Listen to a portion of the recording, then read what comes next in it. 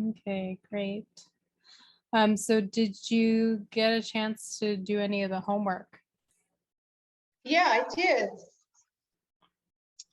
Um, so let me see. I said this.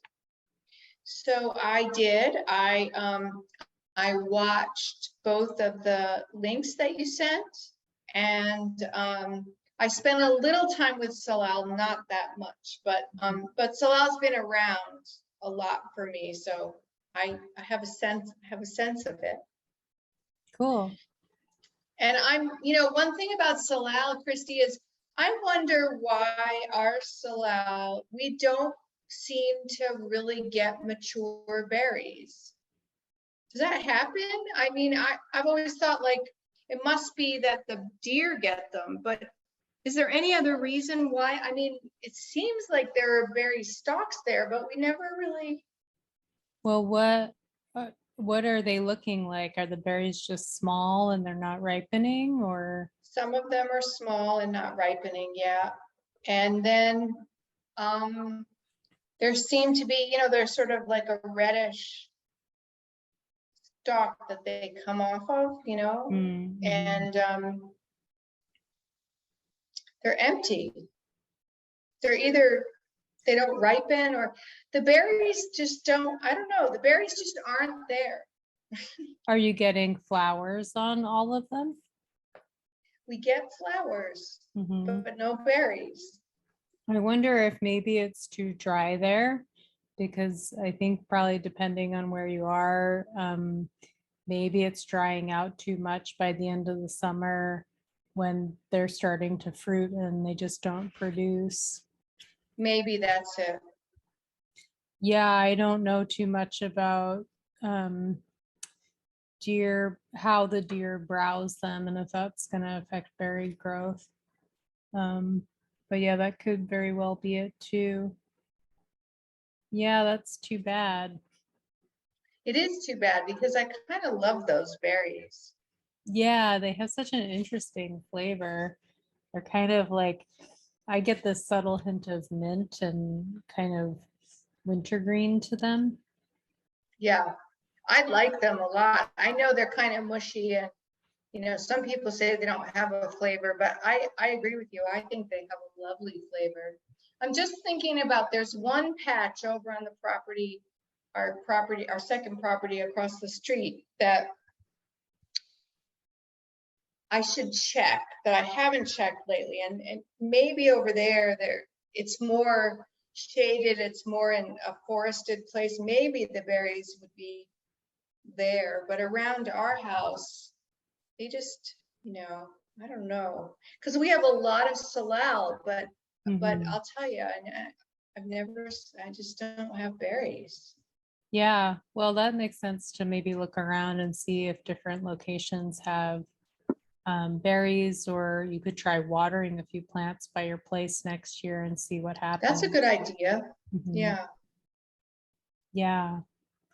Yeah, I thought about trying to make the Salal wine I'd hoped to make with you all this year on my own, but I got too overwhelmed at the thought. So making the wine, is it complicated? Have you made it before? No, it's like the dandelion wine. I have to see what I wrote down. I think Ryan said it's like 2 pounds of corn sugar to 2 pound berries, and then you get a yeast and ferment it. Um, but it's a both. Ryan says it's exquisite. He claims he took it to a wine purveyor in California, and they wanted him to bottle it or sell it to them, or send them berries, so they could make it. So it's supposed to be really good. Do you know how long I'm just writing that down. Do you know how long you ferment it for? I don't. I mean, the dandelion wine we made in April, and then we bottled it in November. But I don't know about yours, but I remember when we bottled it, it tasted awesome. And then, but afterwards, the bottled stuff I drank wasn't great. And I gave some to the one guy I was seeing, and who was a master beer brewer, and he he was disappointed. He said the yeast was dead. So I think we probably fermented that one too long, even though it was pretty lively, maybe close to when we bottled it. So Yeah. I think this allows probably 2 to 3 months. But I'd like to do, before I would teach winemaking, I would do a whole investigation into Yeah. winemaking because I'm not really well versed in it. Yeah. Speaking of the dandelion wine, I still have one little bottle of it in my cabinet from our dandelion wine. And it's funny because we've been bottling cider every year, and sometimes we bottle the cider and we let it bottle condition and take all of its time, and it doesn't taste good, and then we let it sit, and a couple of years later it kind of comes into, some of them really come into their own so much later. Yeah, I think that's true, but I don't know if that would be true with our dandelion wine. If No, I don't it's think true that the so. yeast was dead. Yeah. Yeah. I know. I'm kind of like, I think I just throw it out. I think I'm just keeping it around now kind of as a memento, you know? Yeah, it's such a shame. I don't know, but I guess it's, it's really hard to get that process right. And we kind of had to just do it when we were having classes. So, Yeah. but yeah, we probably should have bottled that the month before. Oh, well. So tell me, from the time you spent with Salal, what you noticed. Well, I notice how the plants grow in a kind of like bushy, like they bush. they they sort of expand around themselves, and they get thicker and thicker and thicker in a kind of like, you know, expanding hedge or something. And that the leaves are so strong, like strong. I mean, they're glossy, and they're stiff, and they hold their shape. I don't know. Are they evergreen? They're part of the Ericaceae family, so the heath family, which is the same family as blueberry and bilberry and uva ursi and wintergreen. So uva ursi bearberry has similar kind of evergreen leaves like that, and I think blueberry plants lose their leaves, right? They do, yeah. So those are a little different, and I'm not sure if they're as tough. I wasn't paying as much attention when I was picking the berries, but in my subconscious mind, they seem a little less tough They than the are, yeah, salal. yeah. And wintergreen, yeah, a lot of these plants, I mean, this family is kind of quite diverse. I mean, technically Indian pipe is in the Ericaceae family. Really? Yeah. Um, so yeah, and I'm not sure if Hypsissa was, that's kind of like our local wintergreen, or it's similar, but those leaves are kind of like that too. They're really tough and seem to be around year round. Um, but yeah, it's interesting to think about working with Salal as a tea because I don't know, I see those leaves and I would normally not think to make a tea with them, No. just because they're so tough and you might not be getting a lot out of them and they seem almost like you wouldn't want to eat them. But did you notice any young leaves on the plants you were looking at? Might be too late in the season. Yeah, I don't think I did notice young ones. Yeah, Are they some of different? yeah, some of the new growth, whether it's new sprouts or new leaves coming on in the spring are quite a bit more tender. So I think the deer browse them, and they probably prefer them when um, they're more tender like that. So there's some variation. I mean, even Oregon grape with those tough leaves, the new growth on those leaves are actually very tender too. Hmm. Yeah, anything else you were noticing? I was gonna say they don't grow up as much as they grow out, but they do grow up to some degree, but they stay kind of low, don't they? I've seen some places like around Cascade Lake, they get kind of tall, but on our property, I think they stay kind of low to the ground. I think it depends on the location. I mean, they can be like as tall as you or me in kind Oh, of deep forest, or where all the plants are more established and there hasn't been a lot of disturbance. I mean, I've definitely walked through Salal out as tall as me, wow. bushwhacking places on Waldron. So yeah, it depends. And that might have to do with water availability too. Like if that's the issue with your plants producing berries, it might be similar. Um, and then yeah, browsers too, I imagine affect the height.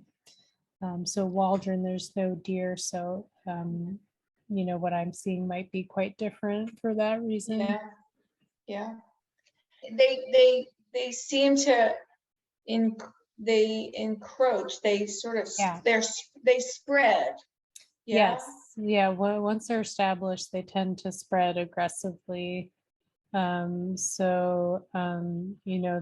become a ground cover, whether it's forest understory, or they can end up in more coastal places, kind of stabilizing erosive banks or sand dunes, or protecting vulnerable watersheds. I mean, in a way, I'm not sure if they're as competitive as some of the invasives, but that could be something to consider for people trying to balance out some of the invasives, especially like ivy. If you were to plant salal and really establish salal in places where ivy had been, you might be able to outcompete it. Yeah. That's my sense is that it has that kind of Mhm, aggressive growth potential. And mhm. does it prefer to be in understory, like under a canopy of forest, or because we have places where it's growing, more out in the sunshine, but other places where it's in the forest, maybe it doesn't, excuse me, maybe it both places or Yeah, I mean, it can grow all those places, but it tends to be, I guess, most associated as a dominant forest understory plant. That's yeah, kind of its ecosystem role traditionally, but yeah. with our changing ecosystem, we might find it in different places now. Yeah, I'm also seeing in my notes, it's also somewhat allelopathic, so that means it sends out chemicals that can kill other plants that try to grow up Oh, in the area. So a lot of plants can do that, especially plants like salal, where they tend to take over a whole area, and so that's part of their strategy for and why other plants don't grow up in those salal groves. Because right, often you'll see salal, and that it's the only thing there. There's not really other yeah. plants growing in that grove. Oh, that's interesting. Mhm. So the chemicals are kind of poisonous to other plants. Right, right. And cedar does that too, doesn't it? I think so. That would make sense. Well, a lot of things can't grow in cedar. Like if you were to Right, use cedar chips on your garden, you have to be careful not getting it near plants, or how much, or with plants. I mean, some people do.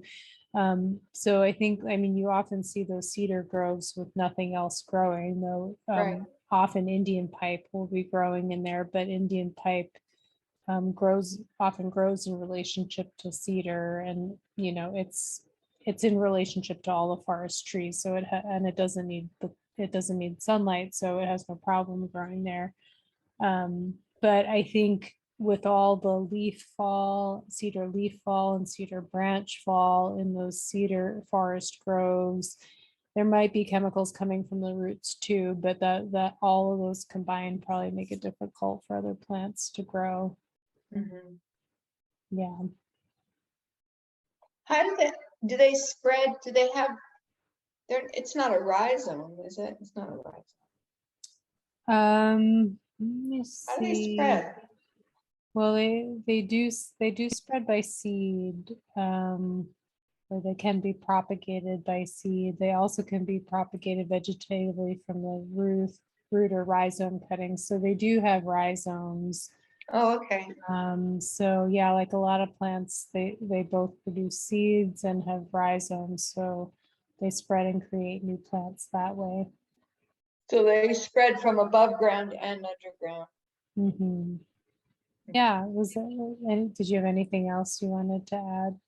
No, I just remember when we did that forest bathing, and we learned that it's something that can be taken for like to an appetite suppressant. And again, like you, I would never think about those leaves as something I would want to ingest. Mhm. So I'm not really sure. I mean, it'd be interesting to know. I'm interested to know what you would say we would do with it, because I've never thought to do anything with salal. I mean, they're berries, but other than the berries, I, just sort of thought it was its own being. Yeah, well, we're going to talk all about it tonight. Okay, lay it on me, sister. Yeah, we'll start with the basics and talk a little more about how it grows before we get into the medicine. But so we're talking about salal plant. Gaultheria shallon is the Latin name, GAULTHERIASHALLON.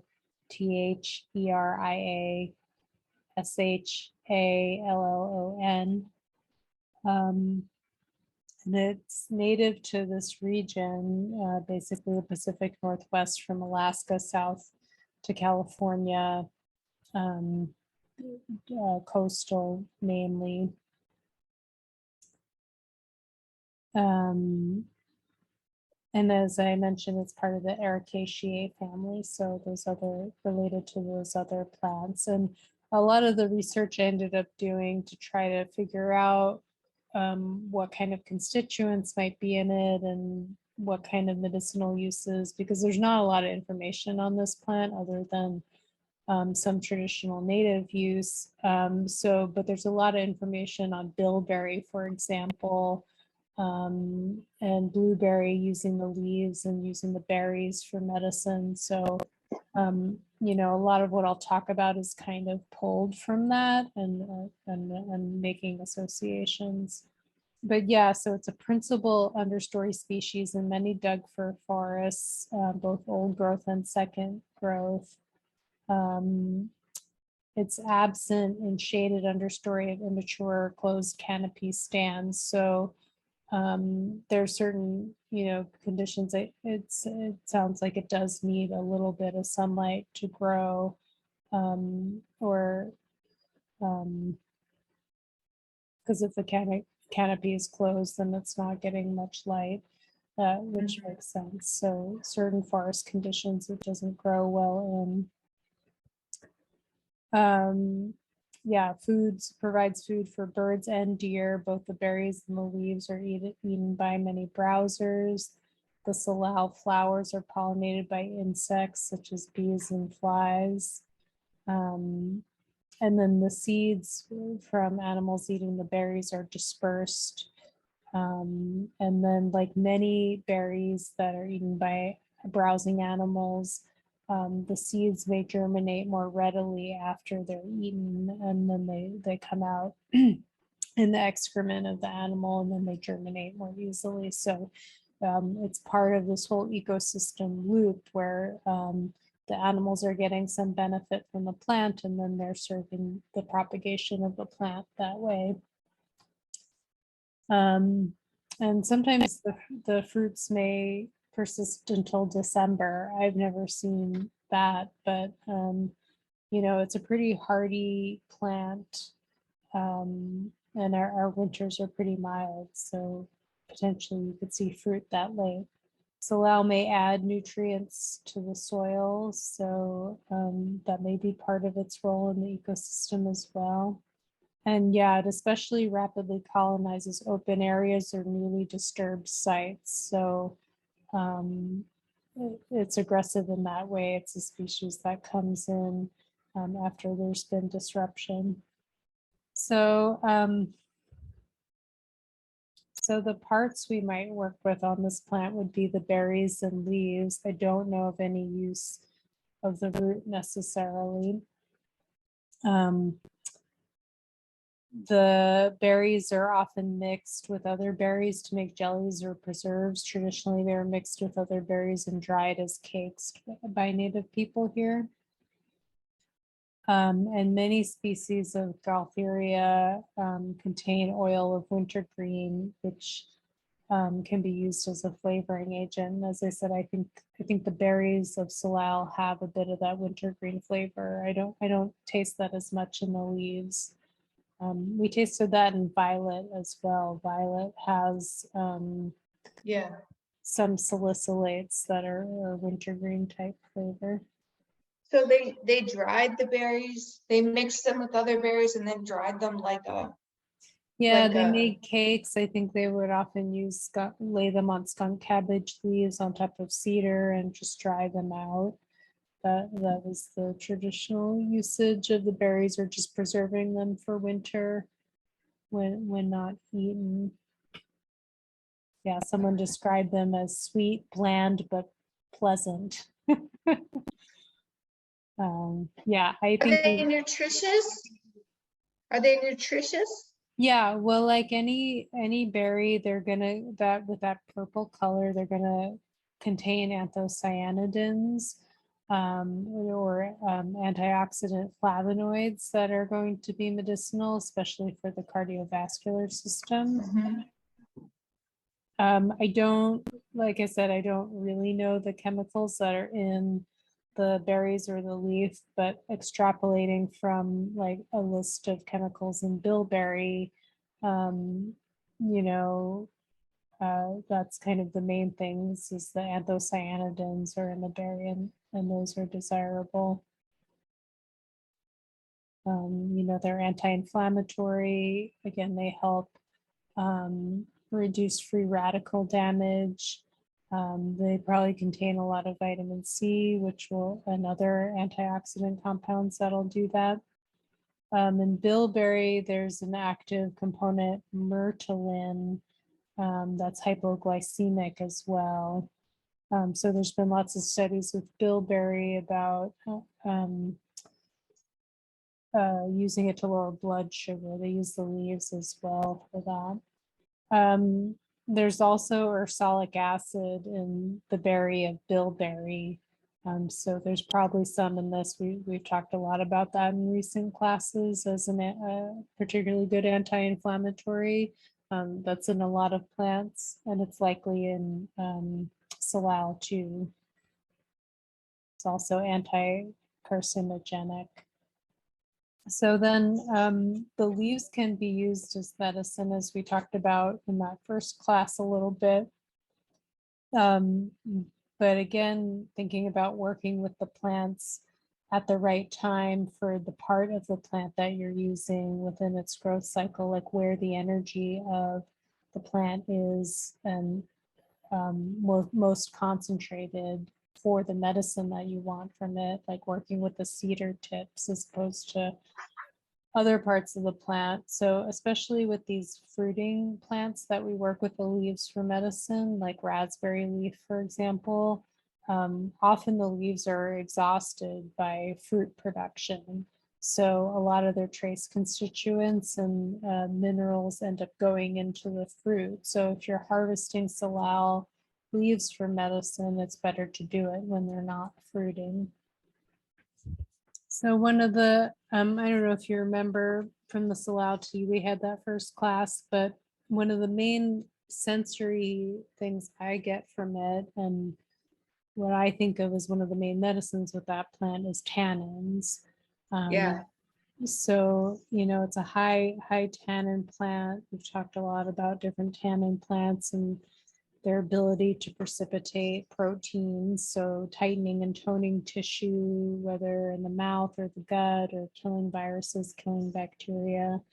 I think that's going to be the primary medicine of the leaf. There's also arbutins in the leaf, which is a constituent that's also an uva ursi bearberry. And bearberry is a particular disinfectant for the urinary tract. It has this constituent, arbutins, has the particular ability to cleave bacteria from the urinary tract. So that's why a lot of people work with uva ursi for urinary tract infections. So potentially you could work with salal leaves similarly. Would you make it into a tincture to work with it that way, or a tea? I would do a tea with bearberry. You have to do a decoction. So you could do a decoction of the leaves. Yeah, experimenting with a tannin rich plant like salal, where we don't have a whole lot of traditional information on it or information on how to use it, to be a little cautious, because some tannins are harder on the liver, and you have to kind of use your body wisdom with how much you can take. So I don't know if a decoction of salal would be too strong. But the way to work with uva ursi is to make a decoction, and it works better in an alkaline urine. So it's not something you want to combine with cranberry juice, because that will neutralize the medicinal components. So you need to be clear on working with those separately. And then you can add like baking soda to your uva ursi tea or salal tea to make sure that your urine is more alkaline, so that it works properly. But urinary tract infections are tricky, especially if you have kind of a low grade thing going on, systemic thing. I found uva ursi won't work for more systemic things. You really need to kind of reduce inflammation in the body and make a lot of dietary changes to work through a more systemic chronic urinary tract thing. But for people who get acute infections, it can be very helpful. Yeah, I think there's polyphenols in the leaf. So there's that includes tannins and also flavonoids. Yeah, proanthocyanidins, kind of like hawthorn leaf. In a way, this is somewhat similar to hawthorn. You have a lot of constituents that in the leaves and in the berries that might be good for cardiovascular system. And then there's all kinds of minerals and trace elements potentially in the leaves, including manganese. There's quinic acid in the leaf, which can inhibit uric acid formation, so helpful in cases of gout.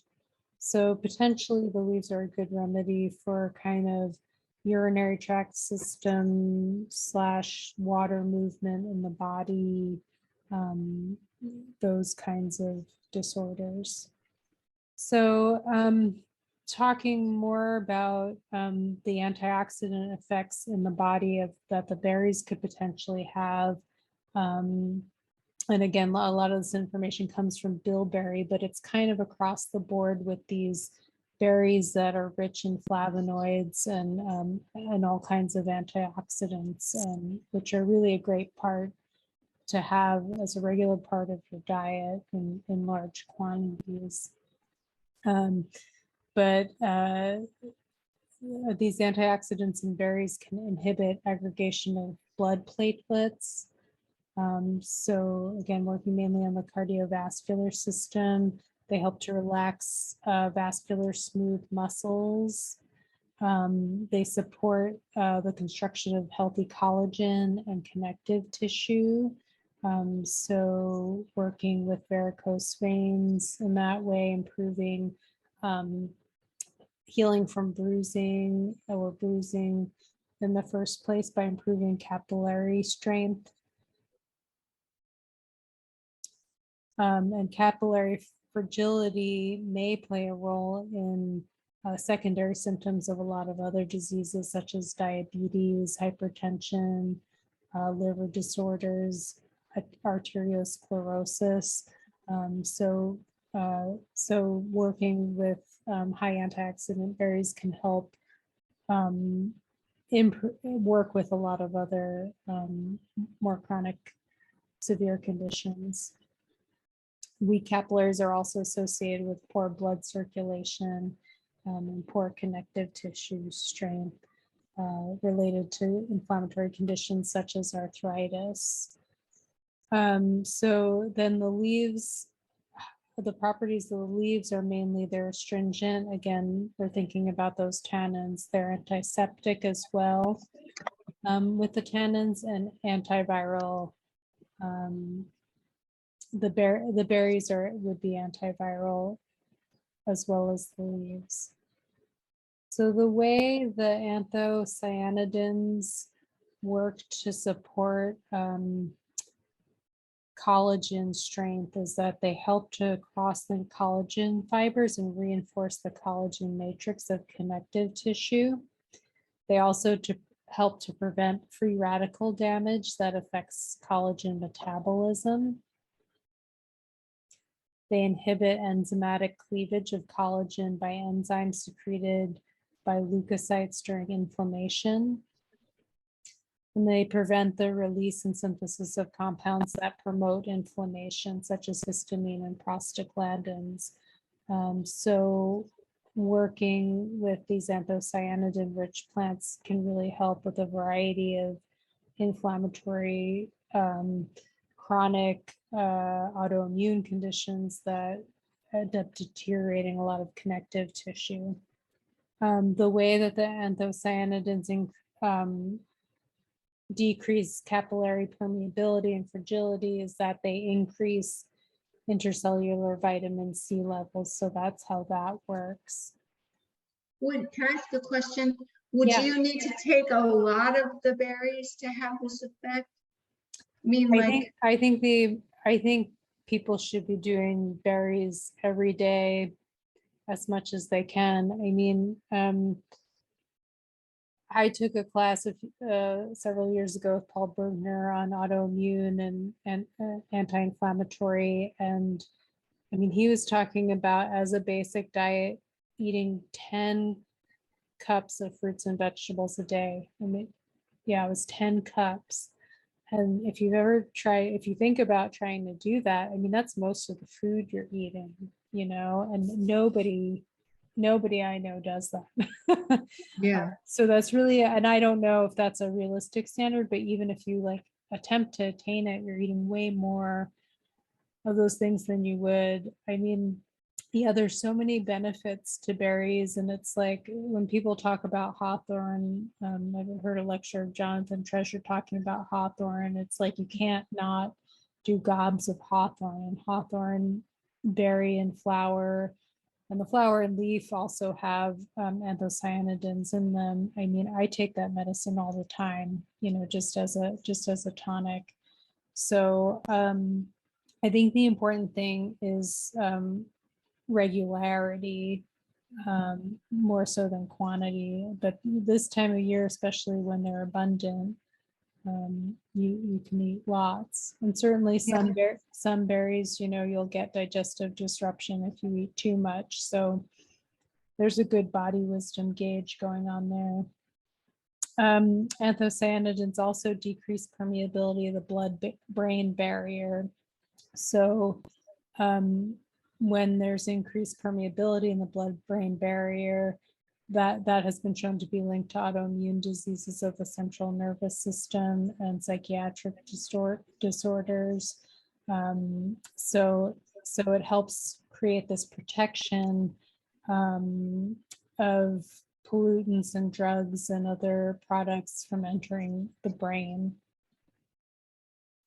which is really important in these times when we're exposed to a lot of extraneous things through our foods and through our environment. Mhm. Yeah, so both as far as some of the leaf clinical applications that we can think to, again, urinary tract, not just uva ursi, but bilberry leaves are used for various urinary tract inflammations or painful urination. With a high tannin content, we think of salal leaves for diarrhea or intestinal infections, other GI conditions. We can think about it in leaky gut, where we might want to use those tannins to decrease gut membrane permeability and help with absorption of nutrients. Traditionally, bilberry leaves have been used in treatment of arthritis, gout, skin ailments, hemorrhoids, poor circulation. I think, a lot of that medicine can be attributed to the berries as well. That's mainly from the anthocyaninogen content, which is probably in the leaves too. Also, with the high tannin content, we think about a throat gargle or to tighten gums. If there's inflammation in the mouth, if there's an infection in the throat, tannin-rich plant washes can be good for that. A wash can also be used externally as a poultice to stop bleeding, to soothe burns. You can use tannin tea washes for healing burn tissue and relieving other irritations. Yeah, I have a bunch more notes about flavonoid-rich berries. I think we've covered most of it, but flavonoid-rich berries can also prevent various coronary diseases. So again, working the whole cardiovascular system, both supporting the structure of it, mainly, and potentially helping to improve circulation. So one of the things that bilberry was particularly studied for was its help in supporting eye health and visual acuity. And I believe it was used by, I want to say, the British Air Force, and they were studying it for helping to enhance night vision for pilots. So a lot of flavonoid-rich plants can help prevent macular degeneration. And then bilberry has been particularly studied because it helps speed up the regeneration of rhodopsin in the rods that helps the retina to improve adaptation to light and dark. And it modifies the enzyme processes that damage the retina. So that's how bilberry works. So potentially using a berry like salal berry or bilberry in high concentrations. And with bilberry, they sell like high concentrated fruit extracts, and there's a lot of high antioxidant encapsulated extracts out there. And some, when you're dealing with a chronic condition or an already degenerative condition, sometimes it makes sense to take these more potent extracts, or like we're saying, potentially you need a larger quantity if you're just eating the berries. Do you remember we made that solid extract of hawthorn berries the first year? Yeah, I've been playing around with that more, and I've decided that using the dry berries is the way to go. I've been able to get a similar product to the commercial ones out there. And I kind of just slow cook the berries in crock pot with with glycerin and then just enough water. So it's about 60% glycerin, 40% water. And then I add honey kind of just to balance out the flavor. And I get this pretty dark, rich syrup. So I think that's a good way to concentrate some of the medicine of plants like hawthorn or these antioxidant rich plants. But I'm not sure that, I mean, I think the heat process and the drying process, some of the constituents are probably not as active, so it'd be beneficial to work with the fresh plants as well. How long do you keep it in the crock pot for?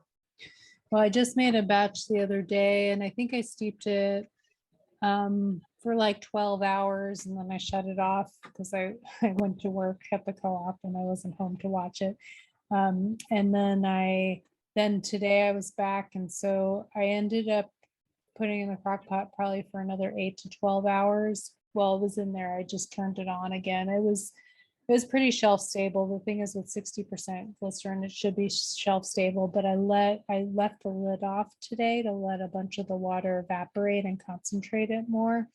The water seems to help kind of with the extract from the berry. If you were to just do glycerin, it needs some water. It needs some water to rehydrate the berries and just to extract them, and then I think you can let a lot of it evaporate off, and then it will be more shelf stable, and it will also be more concentrated.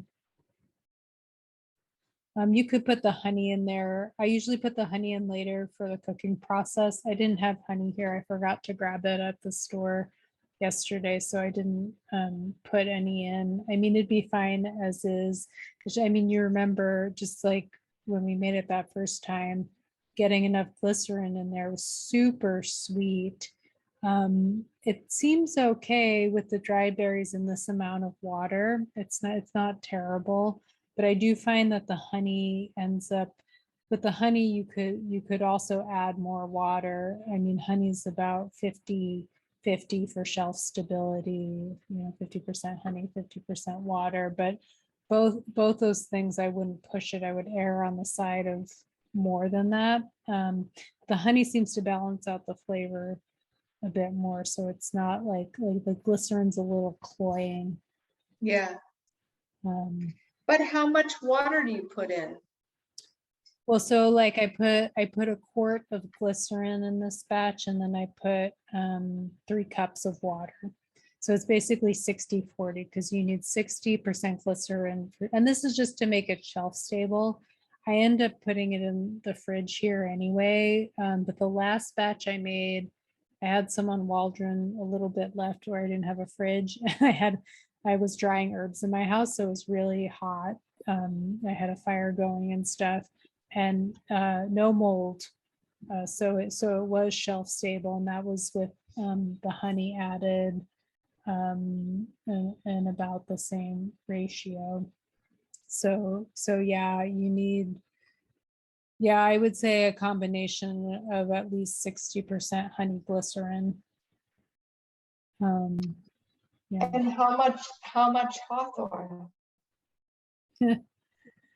Oh, I do. Yeah, I kind of do this one loosely. I must have had in this batch, where I did a quart and 3 cups of liquid, it was, I'd say it was probably a pound of hawthorn. Dried hawthorn. Yeah. Yeah, and that just seems to make the difference because I think in terms of making it shelf stable and getting the ratios right, using the fresh berries just didn't seem to work that well because there's too much water content in it that we don't know. Yeah. And then I've always found with our species of hawthorn, or the European hawthorn monogyna, it doesn't do a good fresh extract of the colors of the anthocyanidins. Like when I tincture that plant, I always tincture it dried. And I always get a more vibrant color that way. Every time I've tried to tincture those berries fresh, it doesn't work as well. So I think this is the way to go. But And yeah, if you wanted to get a non-heat preparation, you could do a tincture. But this is, I need to make an alcoholic preparation, non-alcoholic preparation for someone. So that's why I'm doing it this way. And with the glycerin, you really need to use the heat Yeah. to get it extracted. Yeah, so like I said, the bilberry leaves have been or blueberry leaves rather, have been studied in Europe to help lower and modify blood sugar levels. There's some discussion about whether or not this is actually an effective remedy. There's potential as an anti-inflammatory to lower blood sugar, but there's not really a whole lot of scientific data to support this use. So this is a traditional use, particularly of bilberry leaves, to lower blood sugar. And then the scientific studies around that haven't quite verified whether or not it works. There's been a lot of clinical data to support that various fruit of the blueberry, bilberry family that contain high levels of anthocyanidins are used, can enhance poor microcirculation, including eye conditions such as night blindness and diabetic retinopathy. Another thing to think about in terms of the leaves, especially as an astringent, especially for the urinary tract, if there's chronic mucosal discharges. So like if there's mucus in the urine, in a urinary tract infection, that's kind of the more the holistic picture that we think of for a tannin-rich tea like salal leaf. So general recommendation for a leaf tea from one of these plants could be 1 part plant steeped in 32 ounces of hot water for 15 minutes. I think Sam ends up steeping hers in, she kind of pours hot water in like a thermos that retains its heat and leaves it in for several hours. Not sure how much leaf she uses when she makes her salal tea. What was the proportion you said before you talked 1 about part plant subjects? steeped in 32 ounces of hot water for 15 minutes. But what's 1 part? So it would be like a 1 to 32. So it'd be like 1 I ounce. see. Yeah. Okay. Which I mean, often if you're breaking up the plant material, I mean, 1 ounce can be quite a lot. Like 1 ounce of, I think Susan Weed's recommendation for nettle tea that I used to do was 1 ounce nettle. And that's like half the jar, half a quart jar, because it doesn't weigh much. So Right. that can be quite a lot of plant material. So with the standardized bilberry extracts that they sell in Europe, they standardize the anthocyanidin content typically to 25%. So the extract will be 10 to 160 milligrams of anthocyanidin. Whereas the concentration of the anthocyanosides in the fresh fruit is approximately 0.1 to 0.25%. So those standardized extracts are magnitudes higher in concentration than the actual berries. So that kind of goes back to our question of, well, how many berries do you have to eat?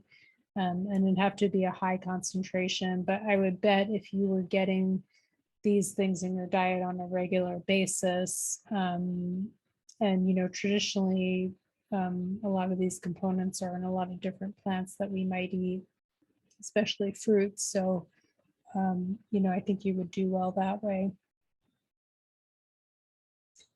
So a reminder about cautions and indication and contraindications with tannins. I don't know of any particular to salal, but thinking about a tannin-rich plant, potentially not for long-term use, generally speaking. Like I said, some of the tannins, the types of tannins can be really hard on the liver, and so we need to be mindful about that.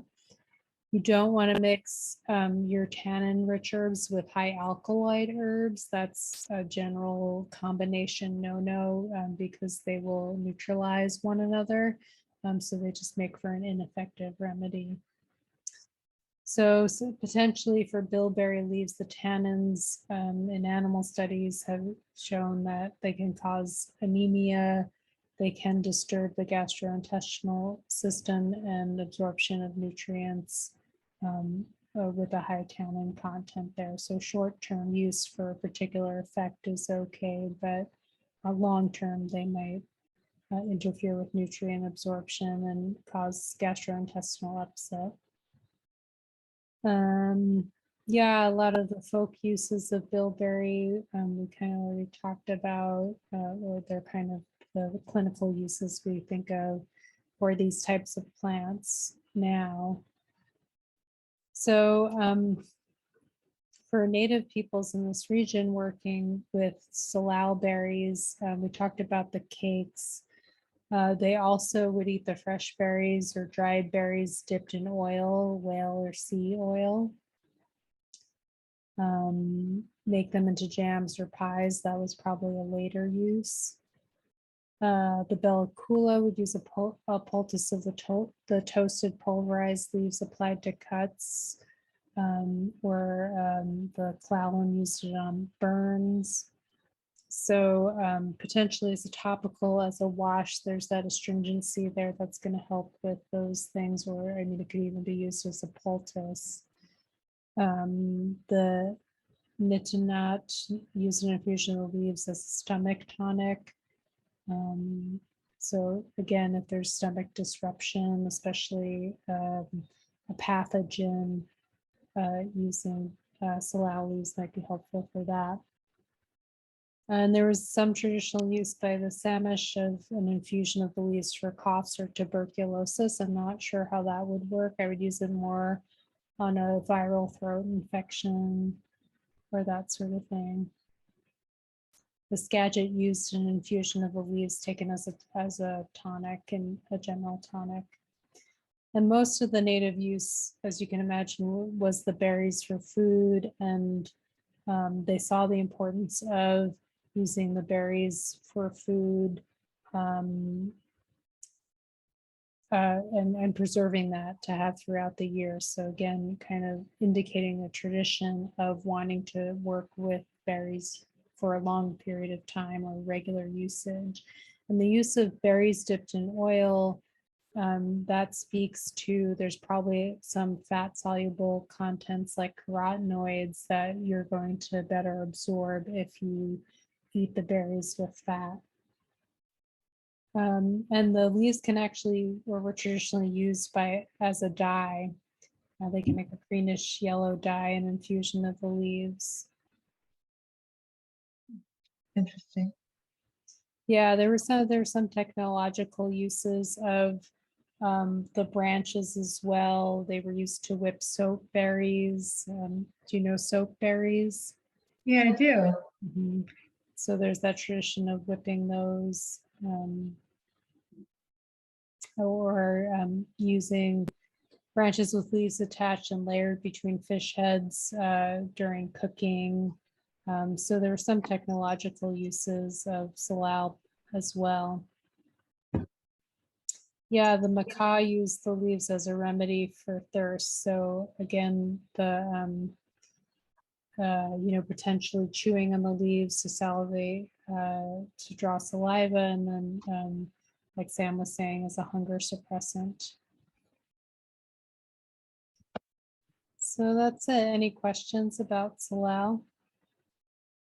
No, that's a lot more than I thought was available. Yeah. Yeah, well, It's like nice. Mhm. Yeah. Oh, I was just going to say, it's nice to know that it's related to other things that you can kind of borrow from to understand it. Yeah. Like Bill. Well, that's a good technique to think about. That's what I always think about, especially when studying some of our native plants, where let's say there's only some traditional information and it's hard to go by that if you're really thinking about working with the plants today for medicine, and then we don't have that connection of lineage. where we're working with a native person who's really worked with these plants, and we're wanting to bring in research, I think it's good to think about the plants that are connected and related, where there has been a lot of research and what we might, associations like that we might make. But yeah, it's also important to recognize the context, like we were talking about the war canoe movie,